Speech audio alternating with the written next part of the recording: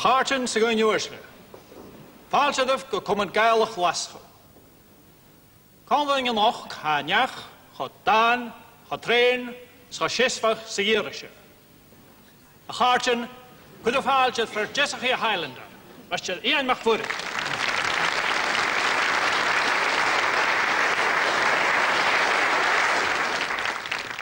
Reine gael, oortoch sa scarpagas na glín, saljev troliach, angiach, agus suoricha na mochgeran. Rois ac of Hartin, nach refiws kitty te gaive hin clean colva mar luag. Sinisgadach, gwel mor an yw na ffocr eich scarpia thug duls na miltje nas le beltjen mora. Ach an nung vase de sinna Hartin. Sekke wil kitty te gaive. Hin clean colva as a valavor mar hasin je noch.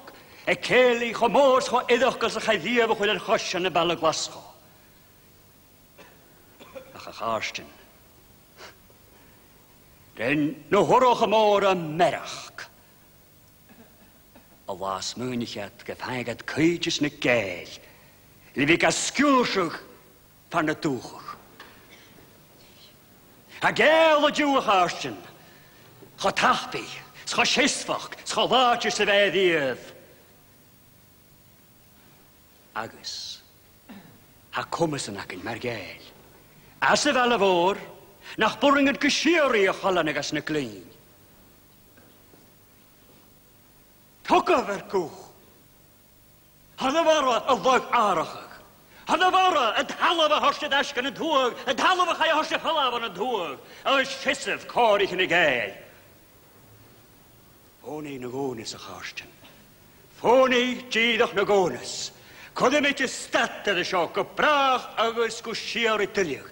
Sisimid li gwofyn i chéile. Gwyimid li ynglw. Agus sisimid corych yn y gael.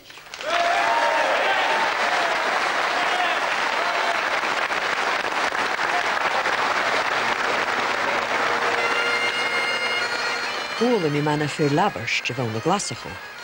Smanna heren ich a hoeke nu er na hoogker een angie vak a skjúrsug.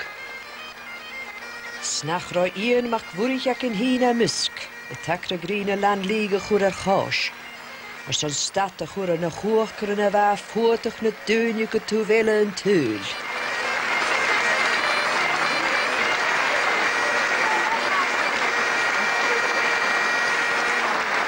Henry, daddy. Oh, geen me die,